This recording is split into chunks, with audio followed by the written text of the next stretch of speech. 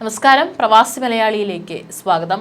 കഴിഞ്ഞ ദിവസം ആകാശച്ചുഴിയിൽപ്പെട്ട ഇൻഡിഗോ വിമാനം തലനാരിഴയ്ക്കാണ് രക്ഷപ്പെട്ടത്. 227 യാത്രക്കാരുമായി പുറപ്പെട്ട വിമാനമാണ് ഇത്തരത്തിൽ ആലിപ്പഴ വർഷത്തിനും ആകാശച്ചുഴിയിലും പെട്ട് ലാൻഡ് ചെയ്യാനാകാതെ അപകടാവസ്ഥ നേരിടേണ്ടി വന്നത്.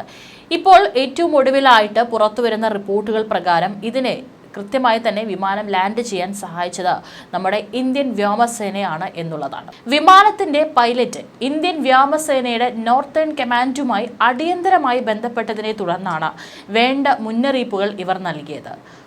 ആടിയുലഞ്ഞ വിമാനത്തിന് പാകിസ്ഥാന്റെ വ്യോമാതിർത്തിയിൽ പ്രവേശിക്കാൻ അനുവാദമുണ്ടായിരുന്നില്ല. പഹൽഗാം ഭീകരാക്രമണത്തിന്റെ പശ്ചാത്തലത്തിൽ രണ്ട് രാജ്യവും വ്യോമപാതയൊക്കെ തന്നെ അടച്ച് വലിയ രീതിയിലുള്ള തയ്യാറെടുപ്പുകളൊക്കെ തന്നെ നടത്തിയിട്ടുണ്ടായിരുന്നു. പക്ഷേ ഇതൊരു അടിയന്തര സാഹചര്യമായിരുന്നു. അതും ഇൻഡിഗോ വിമാനത്തിൻ്റെ ഈ പൈലറ്റ് തന്നെ അങ്ങോട്ട് പാകിസ്ഥാനുമായി ബന്ധപ്പെടുകയും പാക് വ്യോമ മന്ത്രാലയത്തോട് ആ സമയത്ത് കമ്മ്യൂണിക്കേറ്റ് ചെയ്തുകൊണ്ട് വ്യോമപാതയിലേക്ക് കടക്കാൻ അനുവദിക്കണമെന്ന് അപേക്ഷിക്കുകയും ചെയ്തിരുന്നു. എന്നാൽ ആ ഒരു സാഹചര്യം പോലും മനസ്സിലാക്കാതെ പാകിസ്ഥാൻ അതിന് നിഷേധിക്കുകയായിരുന്നു. തുടർന്നാണ് ഇൻഡിഗോ വിമാനത്തിൻ്റെ പൈലറ്റ് വ്യോമസേനയുമായി അടിയന്തര ഘട്ടത്തിൽ ബന്ധപ്പെടേണ്ട സാഹചര്യത്തിൽ അത്തരത്തിലൊരു നീക്കം നടത്തുകയും വളരെ സുരക്ഷിതമായി തന്നെ വിമാനം ലാൻഡ് ചെയ്യാനായിട്ട് സഹായിച്ചതും. ഇതുമൂലം 227 യാത്രക്കാരുടെ ജീവനാണ് നമുക്ക് രക്ഷിക്കാനായിട്ട് സാധിച്ചത്. ഇന്ത്യൻ വ്യോമസേന IAF വിമാനത്തെ സുരക്ഷിതമായിട്ടാണ് ലാൻഡ് ചെയ്യാൻ സഹായിച്ചതെന്ന് വ്യോമസേന വൃത്തങ്ങളടക്കം തന്നെ ഇന്ത്യ ടുഡേ പോലുള്ള മാധ്യമങ്ങളോടൊക്കെ തന്നെ തുറന്നു പറഞ്ഞിട്ടുണ്ട്. പാകിസ്ഥാന്റെ സിവിൽ ഏവിയേഷൻ അതോറിറ്റി പുറപ്പെടുവിച്ച NOTAM A0220/25 പ്രകാരം ഇന്ത്യയിൽ രജിസ്റ്റർ ചെയ്തിട്ടുള്ള സിവിലിയൻ സൈനിക വിമാനങ്ങൾക്ക് പാകിസ്ഥാൻ വ്യോമ അതിർത്തി അടച്ചിട്ടിരിക്കുകയാണെന്നും മെയ് 23 അർദ്ധരാത്രി വരെ അത് പ്രാബല്യത്തിൽ തുടരുമെന്നാണ് ഇന്ത്യൻ വ്യോമസേന വൃത്തങ്ങൾ അറിയിച്ചിരിക്കുന്നത്. ഇതിന്റെ അടിസ്ഥാനത്തിൽ വിമാനത്തിന് വ്യോമാതിർത്തി ഉപയോഗിക്കാൻ ലാഹോർ ATC അനുമതി നൽകുകയായിരുന്നില്ല. ഇന്ത്യൻ നോർത്തേൺ ഏരിയ കൺട്രോൾ ഉടൻ തന്നെ ഇൻഡിഗോ പൈലറ്റിന് ഉപദേശം നൽകുകയും ഡൽഹി കൺട്രോളുമായി ഏകോപനം ആരംഭിക്കുകയും ചെയ്യുകയായിരുന്നു. അടിയന്തര അനുമതി ലഭിച്ചാൽ ഉപയോഗിക്കുന്നതിനായി പൈലറ്റിന് ലാഹോർ കൺട്രോളിന്റെ ഫ്രീക്വൻസിയും നൽകി.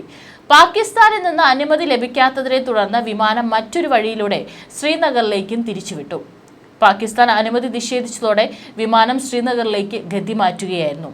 പ്രതികൂല സാഹചര്യങ്ങളിലൂടെ വിമാനത്തെ നയിക്കുന്നതിനും സുരക്ഷിതമായി ലാൻഡിംഗ് ഉറപ്പാക്കുന്നതിനും ഇവിടെ നിന്ന് ഇന്ത്യൻ വ്യോമസേന നിയന്ത്രണം ഏറ്റെടുക്കുകയും പൈലറ്റിന് തത്സമയ നിയന്ത്രണ വെക്ടറും ഗ്രൗണ്ട് സ്പീഡും അപ്ഡേറ്റുകളും നൽകിക്കൊണ്ട് സുരക്ഷിതമായ ലാൻഡിംഗ് ഉറപ്പാക്കുകയും ചെയ്യുകയായിരുന്നു.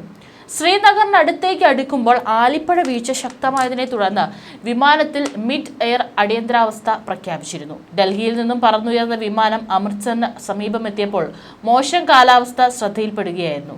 ഇതോടെ പൈലറ്റ് പാകിസ്ഥാൻ വ്യോമാതിർത്തിയിൽ പ്രവേശിക്കാൻ ലാഹോർ ATC എയർ ട്രാഫിക് കൺട്രോളിനോട് അനുമതി ചോദിച്ചു. എന്നാൽ പാകിസ്ഥാൻ ATC അത് നിഷേധിക്കുകയായിരുന്നു. ഈ സമയത്താണ് നമ്മുടെ വ്യോമസേന കൃത്യമായി തന്നെ ഇടപെട്ടതും 227 യാത്രക്കാരുമായിട്ടുള്ള വിമാനം വളരെ കൃത്യമായി തന്നെ സുരക്ഷിതമായിട്ട് ഇറക്കാനായിട്ട് അതിൻ്റെ കൺട്രോൾ ഏറ്റെടുക്കുകയും പൈലറ്റിന് നിർദ്ദേശങ്ങൾ നൽകുകയും സുരക്ഷിതമായി തന്നെ ലാൻഡ് ചെയ്യാൻ സഹായിക്കുകയും ചെയ്തിട്ടുള്ളത്. നമ്മുടെ പഹൽഗാം ഭീകരാക്രമണം കഴിഞ്ഞതിന് ശേഷം ഓപ്പറേഷൻ സിന്ദൂറും നടത്തിയതിന് ശേഷം തന്നെ നമ്മുടെ കര നാവിക വ്യോമസേനകളൊക്കെ തന്നെ സജ്ജമായി ഇരിക്കുകയാണ്. കൃത്യമായിട്ടുള്ള പഴുതടച്ച സുരക്ഷയും അതുപോലെ തന്നെ നിരീക്ഷണവുമാണ് അവർ നടത്തിക്കൊണ്ടിരിക്കുന്നത്. ഈ ഒരു ഘട്ടത്തിൽ തന്നെ നമുക്ക് വ്യോമസേനയല്ലാതെ ഏറ്റവും കൂടുതൽ സഹായിക്കാൻ മറ്റാരും ഉണ്ടാകുമെന്ന് തോന്നുന്നില്ല. അതുകൊണ്ട് തന്നെയാണ് പൈലറ്റിന് ആ സമയത്ത് വ്യോമസേനയുമായി അടിയന്തരമായി തന്നെ അവരെ കമ്മ്യൂണിക്കേറ്റ് ചെയ്യാനും ഇത്തരത്തിലൊരു നീക്കം നടത്താനായിട്ട് സാധിച്ചത്.